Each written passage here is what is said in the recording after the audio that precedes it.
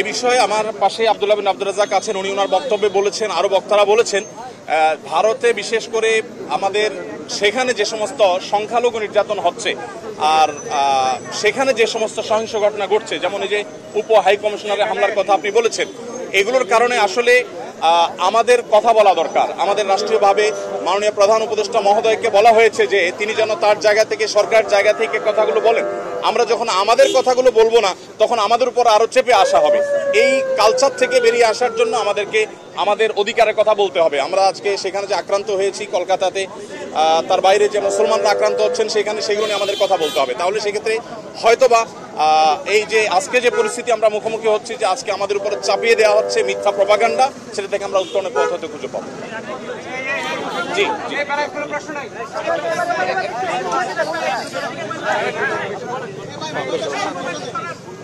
আপনার নামটা বলবেন, পরিচয় দিবেন।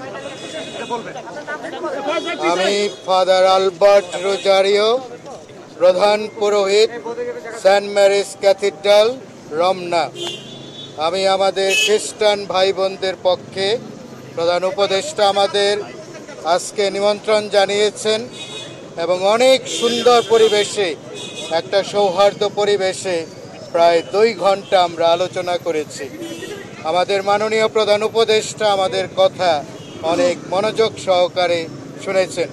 যেহেতু সময় কম, আরও অনেকে বলবে, আমি বেশি বলবো না, মূল কথাটা বলবো যে আমরা সবাই একমত হয়েছি। গতকাল আমাদের রাজনৈতিক দলগুলো এসে যে কথা বলে গেছে তার সঙ্গে আমরা একাত্মতা প্রকাশ করেছি যে এই মুহূর্তে আমাদের বাংলাদেশ একটা কঠিন সময়, আমরা একটা স্পর্শকাতর অবস্থার মধ্যে আছি। তাহলে আমাদের ঐক্যবদ্ধ থাকতে হবে, এটা আমাদের প্রধান কথা, আমাদের ঐক্যবদ্ধ থাকতে হবে। আরেকটা বিষয়, আমাদের হিন্দু ভাই বোনদের, তাদের মনে এই ঘটনার পরিপ্রেক্ষিতে ইসকনের ব্যাপারে তাদের মনে একটা ক্ষত, তাদের মনে একটা ক্ষোভ, তাদের মনে একটা কষ্ট। তাহলে আমরা প্রধান উপদেষ্টাকে বলেছি যে আমাদের এই ক্ষোভটাকে নিরসন করতে হবে, নিরাময় করতে হবে, এই ক্ষতটাকে নিরাময় করতে হবে। আমরা বলে এসেছি আমাদের যাদের মনে এই ঘটনার পরিপ্রেক্ষিতে যারা কষ্টে আছে, ক্ষোভে আছে, তাদের অনেকেই কিন্তু আজকে আসে নাই, তাদেরকে নিয়ে যেন প্রধান উপদেষ্টা তাদেরকে নিয়ে বসে। আরেকটা বিষয় আমাদের সিদ্ধান্ত হয়েছে, আমরা প্রধান উপদেষ্টাকে বলেছি যেন এই ধরনের একটা আন্তর্জাতিক এবং বাংলাদেশের জাতীয়, আমাদের বাংলাদেশে এই ধরনের একটা সংলাপের ব্যবস্থা করা হয়। সারা পৃথিবীর মিডিয়া যেন জানতে পারে যে বাংলাদেশের মানুষ তারা সম্প্রীতির মানুষ, তারা মিলেমিশে থাকে, তারা একসাথে পথ চলে। আরেকটা বিষয় বলা হয়েছে, আমাদের এই ঘটনার পরিপ্রেক্ষিতে আমাদের বাংলাদেশে প্রত্যেকটা মানুষ অনেক ধৈর্যের পরিচয় দিচ্ছে। যে আমাদের একজন অ্যাডভোকেট মারা গেছে, তারপরে ভারতীয় মিডিয়াতে অনেক রকমের, যদিও মেইন স্ট্রিমের মিডিয়াতে না, কিন্তু ছোটোখাটো মিডিয়াতে অনেক উস্কানিমূলক কথা বলা হচ্ছে। কিন্তু আমরা বাংলাদেশের মানুষ, আমরা যে আসলেই সম্প্রীতির মানুষ, যে আমরা অনেক ধৈর্যের পরিচয় দিয়েছি। তাই আমি আপনারা মিডিয়ার ভাইয়েরা আছেন, আমাদের সেই সম্প্রীতি আমরা যেন বজায় রাখতে পারি। বারবার এই সম্প্রীতি, এই অগ্রযাত্রাটা বাধাগ্রস্ত হয়েছে বর্তমানে যেমন হয়েছে। এবং আমাদের মধ্যে একজন খুব জোরালোভাবে বলেছে, যেটা আপনারা শুনতে আগ্রহী, যে আমাদের যে ভাই, ইসকনের যে ভাই যাকে আটক করা হয়েছে, সে আইনগতভাবে যেন তার জামিনের বিষয়টা বিবেচনা করা হয়। যদি আইনে পথ খোলা থাকে, তার জামিনের বিষয়টা যেন চিন্তা করা হয়, কারণ জামিন পাওয়া এটা আমাদের অধিকার। সবাইকে ধন্যবাদ, সবাইকে শিষ্টাচার।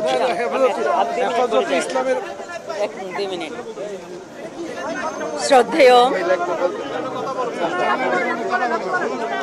সম্মানিত সমস্ত প্রেস মিডিয়ার ভাইয়েরা, বোনেরা, আমি sister Reba Veronica D'Costa, Saint Francis Xavier school and college student counsellor, Lakshmibazar. আজকের এই সুন্দর সমাবেশে এসে আমার খুবই ভালো লেগেছে যে আমরা প্রত্যেকে ধর্মগুরুগণ একটা ঐক্যমতে এসেছি যে আমরা সম্প্রীতির দেশ চাই। তবে আমার একটাই শুধু সংবাদ থাকবে মিডিয়ার মধ্য দিয়ে, মিডিয়া যেন কোনোভাবেই অন্যায়, ভুল সংবাদ সম্প্রচার না করে।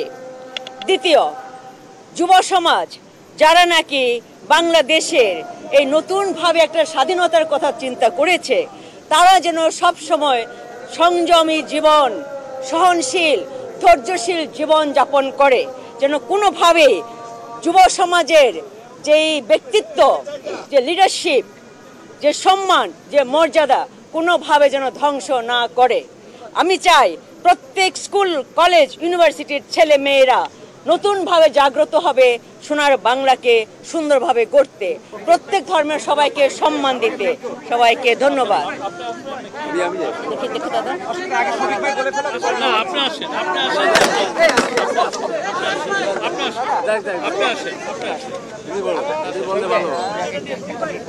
উনি বসুন, উনি শুনেন, উনি আগে বলবেন, বলার পরে আমাদের হিন্দু ভাই বোনদের যদি কোনো প্রতিনিধি থাকে উনি বলবেন, তারপরে আমাদের অ্যাডভাইজার মহোদয় একটু কথা বলবেন। ঠিক আছে? ঠিক আছে, বলেন। আচ্ছা, ধন্যবাদ সবাইকে। ধন্যবাদ। আমি ভিক্ষু সুনন্দ প্রিয়, সাধারণ সম্পাদক, বাংলাদেশ বুদ্ধিস্ট ফেডারেশন। আমাদেরকে আজকে প্রধান উপদেষ্টা মহোদয় ডেকেছেন। আমরা বিভিন্ন সম্প্রদায়ের লোক এখানে উপস্থিত ছিলাম। খুবই শান্তিপূর্ণ এবং আন্তরিকভাবে দীর্ঘক্ষণ আলোচনা হয়েছে। এতক্ষণ যে সময় দেবেন আমরা ভাবতে পারিনি। যে আমরা চাই, আমরা ওনার কাছে আবেদন করেছি, দেশে সম্প্রীতি যেন বিরাজ থাকে, সকল সম্প্রদায় মানুষ যেন আমরা মিলেমিশে থাকতে পারি। যে আমাদের যে একটা ঐতিহ্য, বাঙালি জাতির যে একটা ঐতিহ্য, সেই ঐতিহ্য যাতে বজায় থাকে, আমরা সেই কথা বলেছি। উনি আমাদের সমস্ত কথা শুনেছেন এবং সেই অনুযায়ী উনি ব্যবস্থা নেবেন, আমরাও সেই কামনা করি। ধন্যবাদ। আমরা অবশ্যই বলেছি আমরা ভালো আছি, বাংলাদেশে ভালো আছেন তো? আমরা বাংলাদেশে ভালো আছি, আমাদের কোনো সমস্যা নাই। আমরা বলেছি যেখানে যেখানে সমস্যা ছিল আমরা সেটা উল্লেখ করেছি, ওনাকে জানিয়েছি। এইটা আমি বলি, আমাদের কোন মিডিয়া কোথায় কি অপপ্রচার করতেছে এটা ওই দেশের বিষয়, এটা আমাদের বিষয় না। আমরা কি প্রচার করতেছি এটা হচ্ছে বড় বিষয়। আমরা চাই আমাদের পজিটিভ, আমরা আমাদের দেশের কথাই আমরা প্রচার করবো, যেটা ভালো দিক আমরা সেটাই আমরা প্রচার করবো। আমরা এই দেশে ভালো আছি, আমরা শান্তিতে আছি।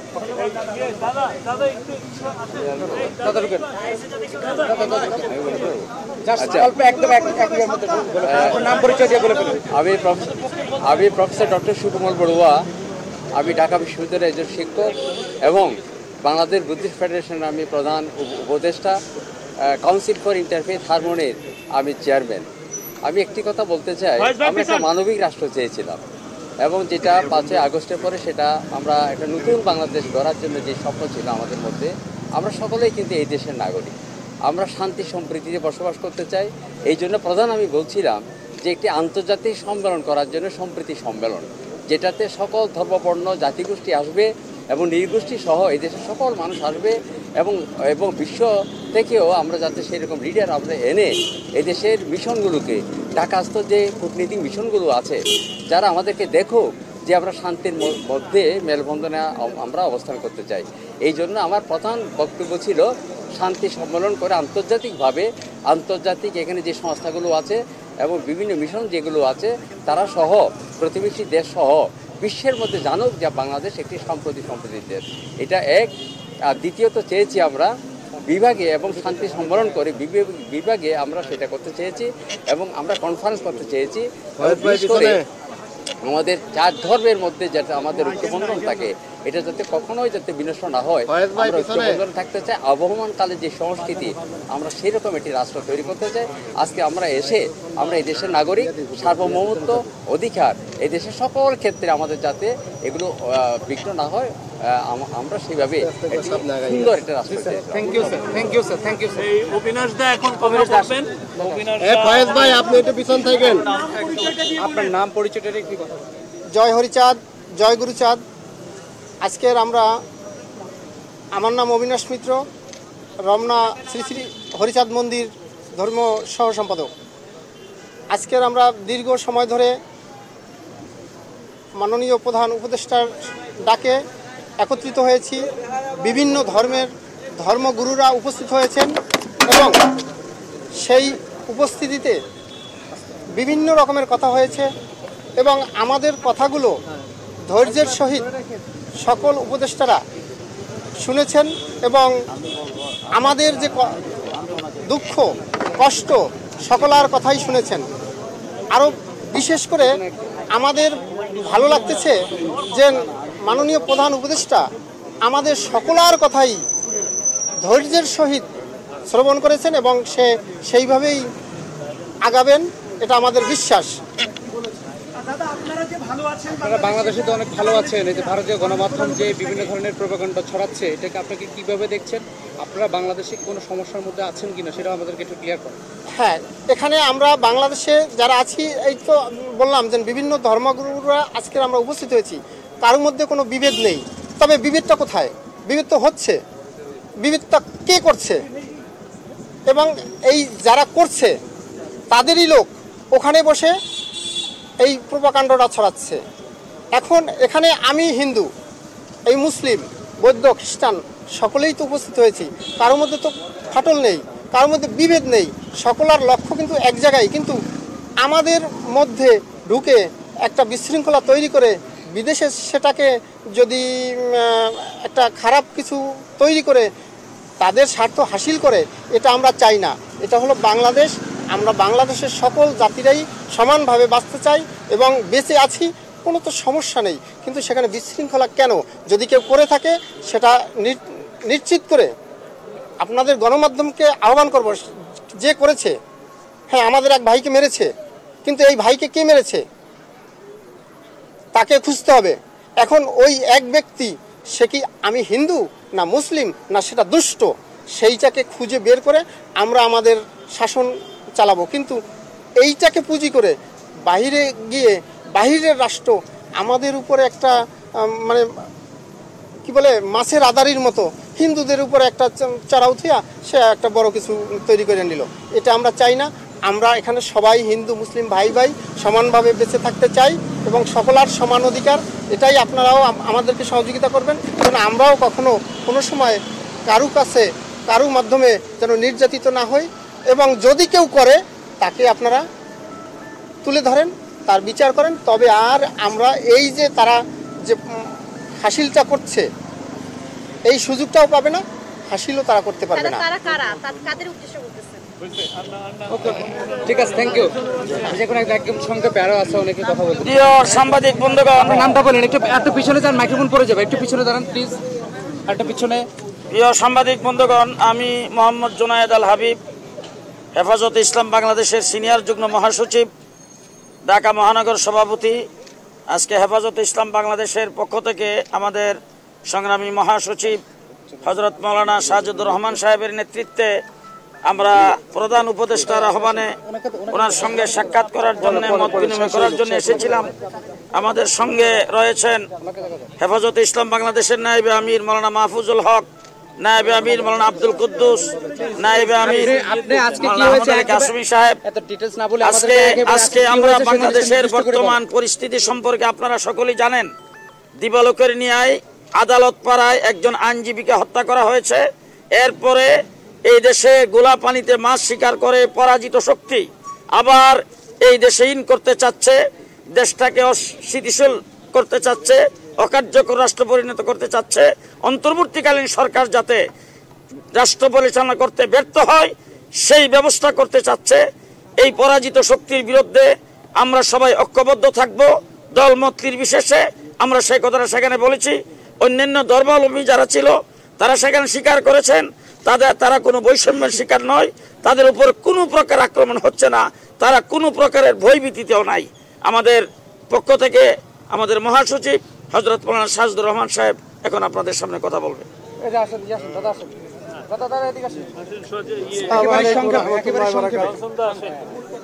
বিসমিল্লাহির রহমানির রহিম। আমরা সকলেই বাংলাদেশের নাগরিক, সকলেই আমরা ভাই ভাই। কোরআনের আলোকে প্রমাণ যে সমস্ত মানব জাতি আদম সন্তান, এই হিসাবে আমরা ভাই ভাই। এই হিসাবে সাম্প্রদায়িক সম্প্রীতি বজায় রাখা প্রত্যেক নাগরিকের জন্য কর্তব্য আমরা বিশ্বাস করি। এবং বেশ কয়েকজন অমুসলিম ভাই আজকে স্বীকার করেছেন বাংলাদেশে সংখ্যালঘু নির্যাতন হচ্ছে না, বাংলাদেশে সাম্প্রদায়িক সম্প্রীতি আছে। সাম্প্রদায়িক সম্প্রীতি নাই পাশের দেশে, সেখানে অনেক মসজিদকে শহীদ করা হয়েছে। আমাদের বাংলাদেশে একজন মুসলিমকে অমুসলিম কর্তৃক নির্মমভাবে প্রকাশ্যে দিবালোকে হত্যা করার পরে বাংলাদেশ শান্ত, কোনো দাঙ্গা হয় নাই, কোনো অঘটন ঘটে নাই। ফরিদপুরের মধুখালীতে হিন্দু সম্প্রদায়ের কর্তৃক আমাদের 2 জন হাফেজ ছাত্রকে হত্যা করা হয়েছে, তারপরেও কোনো বাংলাদেশে সাম্প্রদায়িক দাঙ্গা হয় নাই। আমরা এটা পুরো বিশ্বাস করি। আমরা যে কোনো সময় আশঙ্কা বোধ করি, আমরা অমুসলিম ভাইদেরকে পাহারা দেই, তাদের মন্দিরকে পাহারা দেই। আমরা সাংবাদিক ভাইদেরকে সহযোগিতা চাইব বাংলাদেশের সাম্প্রদায়িক সম্প্রীতি প্রচার করার জন্য। এবং সাথে সাথে আমরা বলে আসছি, আমরা সকলেই দেশের স্বার্থে ঐক্যবদ্ধ আছি।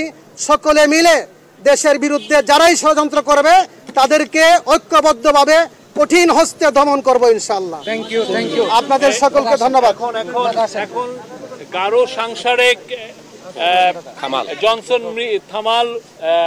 জনসন মৃ কথা বলবেন। সবাইকে ধন্যবাদ। আমি জনসন মৃ কামাল, গারো পুরোহিত। আজকে আমরা প্রধান উপদেষ্টাদের যে আলাপ করেছি, যে সমস্যাগুলি, আমরা ঐক্যবদ্ধ হয়েছি। যে মিডিয়ায় অপপ্রচার চালাচ্ছে তাদের আমরা প্রতিরোধ করব। আমরা ঐক্যবদ্ধ আছি, এই সরকারকে আমরা সহযোগিতা করব। সবাইকে ধন্যবাদ।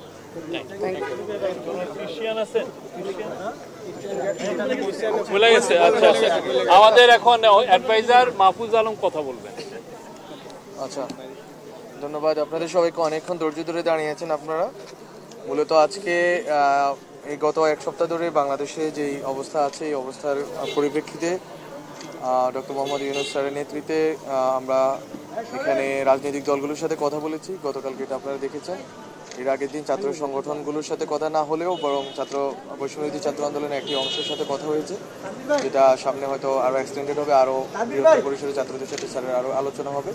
আর আজকে বাংলাদেশের বৃহত্তর 4টা যে ধর্ম আছে, হিন্দু, বৌদ্ধ, খ্রিস্টান, মুসলিম, এই ধর্মাবলম্বীদেরকে আমরা ডেকেছি। ওনাদের বিশেষ করে ওনাদের যেটা হয় ইউজুয়ালি বাংলাদেশে ওনাদের কমিউনিটি লিডার অথবা পলিটিক্যাল লিডারদেরকে ডাকা হয়, কিন্তু আমরা আজকে চেষ্টা করেছি বেসিক্যালি ধর্মীয় নেতৃত্বকে ডাকার জন্য, তাদের সম্প্রদায়ে তাদের ন্যারেটিভ নির্মাণে বা তাদের বক্তব্য পৌঁছানোর যথাযথ উপায় আছে, যথাযথ ব্যবস্থা আছে। ফলত আমরা তাদের মাধ্যমে তাদের থেকে শুনতে চেয়েছি, মোহাম্মদ ইউনূস স্যার তাদের থেকে শুনতে চেয়েছেন, এবং তাদের মাধ্যমে আমরা একটা মেসেজ পুরা বাংলাদেশের কাছে এবং বাইরের যারা আছেন আমাদের দেশের পক্ষে বিপক্ষে সবার কাছে একটা মেসেজ পৌঁছানোর চেষ্টা করেছি যে বাংলাদেশের মানুষ সম্প্রদায়গত দৃষ্টিকোণ থেকে সবাই একটা পয়েন্টে আছেন, এক জায়গায় এসে মিলিত হয়েছেন, এবং জুলাই গণঅভ্যুত্থান পরবর্তী যে সরকার, এই সরকার যে কোনো মূল্যে যে কোনো ধরনের ষড়যন্ত্র রুখতে প্রোঅ্যাক্টিভ কাজ করবে। কোনো ধরনের রিয়াকশনারি কাজ এই সরকার করবে না, কোনো ধরনের হটকারিতে এই সরকার আশ্রয় দিবে না, প্রশ্রয় দিবে না। বরং আমরা যত বেশি ন্যাশনাল কনসেনসাস ক্রিয়েট করা যায় সেই দিকে আমরা এগোবো, এবং আমরা আমাদের অন্তর্গত শক্তি, আমাদের দেশের ভেতরকার শক্তি, ভেতরকার সংহতি শক্তি বৃদ্ধি করব। বাইরে যতই ষড়যন্ত্র হোক না কেন, আমরা যদি ভেতরে এই দেশের মধ্যে ঐক্যবদ্ধ থাকি রাজনৈতিকভাবে, সম্প্রদায়গত জায়গা থেকে এবং আরও অন্যান্য ক্ষেত্র বিশেষ আমরা যদি ঐক্যবদ্ধ থাকি, বাইরে যত অপপ্রচার চলুক বাংলাদেশ এগিয়ে যাবে। এটাই হচ্ছে ডক্টর মোহাম্মদ ইউনূস স্যার বলেছেন। এবং এখানে যেই ধরনের যদি কোথাও কোনো নিপীড়ন হয়ে থাকে হিন্দু অথবা অন্য কোনো জনগোষ্ঠীর বিরুদ্ধে, আমরা বলি না যে নিপীড়ন হয় না, এটা অল আউট বলাটা এটা অসত্য। কিন্তু যদি হয়ে থাকে সেটার বিপরীতে সরকারের ব্যবস্থাকেও আপনারা প্রচার করবেন। বিশেষ করে সুনামগঞ্জে হওয়ার পরে আমরা ব্যবস্থা নিয়েছি, এবং ওই ব্যবস্থাটা পত্রিকাতে আপনারা মিডিয়াতে বলবেন, যাতে আমাদের যারা সংখ্যালঘু ভাই বোন আছে তারা যেন ট্রাস্ট পান। এই দেশটা তাদের, এই দেশটা সকল নাগরিকের। এবং স্যার শেষমেশ একটা কথা বলেছেন, এই কথা বলে শেষ করি। স্যার বলেছেন সম্প্রীতির তা তো দরকার, কিন্তু সম্প্রীতির সাথে ভয় যাতে জড়িয়ে না যায়, বরং নির্ভয় নাগরিক, যাতে নাগরিকেরা নির্ভয়ে চলাফেরা করতে পারে, সবার মধ্যে মেলবন্ধন খুবই স্বাভাবিক গতিতে হয়। আমরা এখন ঠেকায় পড়ছি, এই জন্য হিন্দুদেরকে ডাকতেছি, বৌদ্ধদের ডাকতেছি, এইটা যেন না হয়। এটা হচ্ছে স্যারের দৃষ্টিভঙ্গি, এই সরকারের দৃষ্টিভঙ্গি।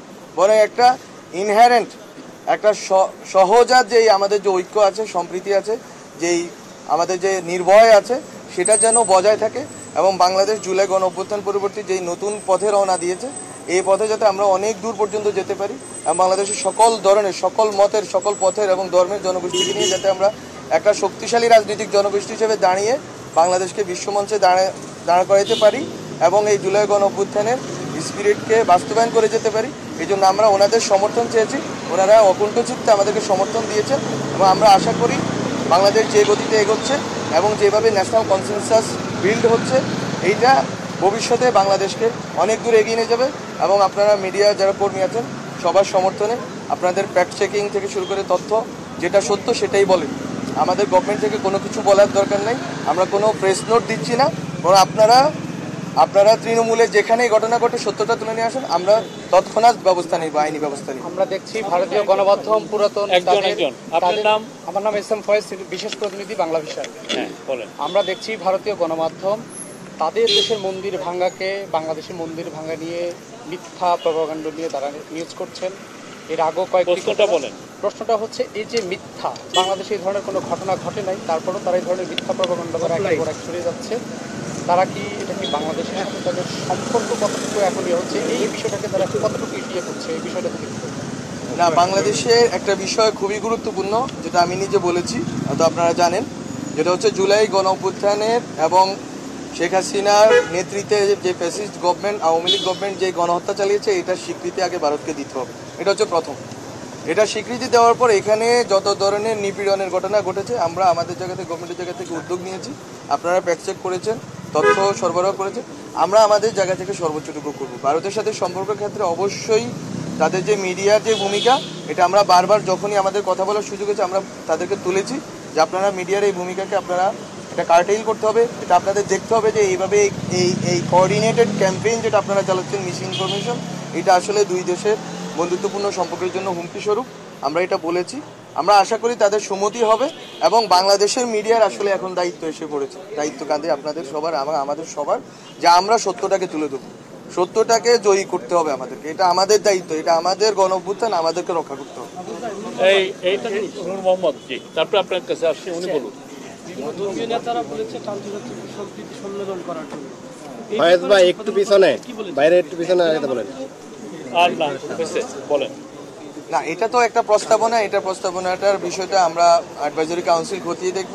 আমরা যে কোনো ধরনের উদ্যোগ নিতেই রাজি আছি। এই গভর্নমেন্ট যথেষ্ট পরিমাণ আন্তরিক, যে কোনো উদ্যোগ নিলে জনগণের ভালো হবে, বাংলাদেশের ভালো হবে, এটা আমরা করে যাব।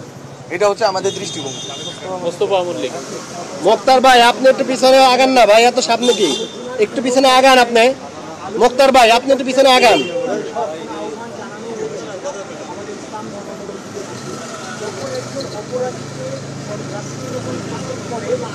দালাল কতগুলো সামনে গিয়ে দাঁড়ায় থাকে।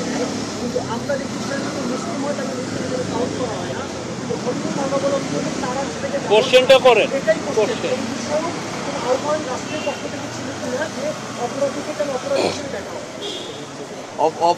অপরাধী কিন্তু আমার কথা হচ্ছে যে এখানে রাষ্ট্রের কোনো রাষ্ট্র তো হচ্ছে বা আইন, এটা হচ্ছে যে অন্ধ এক ধরনের, আদালতও এক ধরনের ব্লাইন্ড ফোল্ডেড। সে দেখবে যে কে দোষী কে অপরাধী, সে দেখবে না তার ধর্ম বর্ণ জাত কি আছে। আমরা মনে করি এটাই দৃষ্টিভঙ্গি। আর এনি আদার কোশ্চেন আরেকটা নিব। প্রশ্ন আছে, ভারতীয় আগ্রাসনের বিরুদ্ধে মোটা দাগে আজকের সবাই কি কথা বলছিল? ভারতীয় আগ্রাসনের চেয়ে আমাদের কাছে মনে হয়েছে এটা আমাদের দৃষ্টিভঙ্গি, গভর্নমেন্টের দৃষ্টিভঙ্গি, যে আমাদের নিজেদের শক্তি কতটুকু আমরা বৃদ্ধি করতে পারি, আমাদের নিজেদের ভিতরে কতটুকু সংহতি শক্তি আছে, কতটুকু আমাদের ভিতরকার প্রস্তুতি আছে। আগ্রাসনের কথা তো আমরা শুনতেই পারি, আগ্রাসন অনেক ধরনের আগ্রাসন অনেক দেশ করতে পারে, তা আমরা কতটুকু প্রস্তুত আছি। আমরা আমাদের জায়গা থেকে শক্তি বৃদ্ধি করব, আমাদের যত ধরনের অনৈক্য আছে, বিভেদ আছে, এগুলোকে মুছে ফেলবো, আমরা শক্তিশালী হব। এটা আমাদের দৃষ্টিভঙ্গি। এই মেয়েদের মধ্যে থেকে একজন কেউ কেউ কেউ আছে বলবেন না কিছু? হ্যাঁ জানো, উনি বলছেন, বলেন বলেন। এই যে বারবার করে এই ঘটনাগুলো হচ্ছে, আমরা বারবার করে বলছি যে পরাজিত শক্তিদের পেছনে আছে, এটা দিয়ে ওয়ার্ল্ড আমরা যে সেভাবে প্রচার করা দরকার সেটা কি করতে পারছি কিনা, সরকার কি এই জায়গাগুলোতে কাজ করতে কিনা? সেটা অবশ্যই আছে। আমরা গভর্নমেন্টের দিক থেকে আমি যদি আপনাদেরকে জানাতে চাই, ক্যাবিনেট মিটিংয়ে আমরা আলোচনা করেছি, গত ক্যাবিনেট মিটিংয়ে, নট টুডে, আমরা আলোচনা করেছি যে আমাদের দৃষ্টিভঙ্গি কেমন হওয়া উচিত, আমাদের স্ট্র্যাটেজি কেমন হওয়া উচিত। আশা করি আপনারা খুব শীঘ্রই কিছু ফলপ্রসূ পদক্ষেপ দেখতে পাবেন এবং বিশেষ করে প্রেস উইং এই কাজটা করতেছে অনেক দিন ধরেই, এবং আমরা মনে করি বাংলাদেশের মিডিয়া এবং বাংলাদেশের সাধারণ জনগণ ভিজুয়াল ডিজিটাল মিডিয়াতে একটা বিপ্লব করে ফেলছে এই জেনারেশন। আমরা মনে করি এই জেনারেশনের কর্তব্য শেষ হয়ে যায় নাই, আমাদের সাথে মিলে আপনাদের মিডিয়ার সাথে মিলে এই জেনারেশনেরও কর্তব্য আছে এই বিপ্লবকে আপহোল্ড করা এবং পুরা দুনিয়া এটাকে তুলে ধরা। তাহলেই একমাত্র আমরা মনে করি এটাকে ধরে রাখতে পারবো। শেষ প্রশ্ন, একেবারে 9 তারিখে তো আপনারা বিভিন্ন দেশের কূটনীতির সাথে বৈঠক করছেন, সে বৈঠকে কি এই বিষয়গুলো উঠে আসবে কিনা, যদি একটু বিষয় না 9 তারিখে আপনারা জানেন যে ইউ এর 27টা অ্যাম্বাসাডারের সাথে কথা হবে। আপনারা জানেন ইউরোপিয়ান ইউনিয়ন ন্যাশনের মধ্যে 7টা কি 8টা দেশের হচ্ছে বাংলাদেশে অ্যাম্বাসি আছেন, বেশিরভাগই অ্যাম্বাসি ইন্ডিয়ায় আছেন। ওনাদের সাথে আমরা দেখেন ইউরোপিয়ান ইউনিয়ন হচ্ছেন আমাদের বিগেস্ট এক্সপোর্ট ডেস্টিনেশন, তো তাদের সাথে আমরা বসছি, সবাইকে নিয়ে আমরা বসছি, সব আমাদের আর তাদের মধ্যে যে মিউচুয়াল ইন্টারেস্টের যে জায়গাগুলো সেগুলো নিয়ে প্রত্যেকটা নিয়ে কথা হবে। Thank you.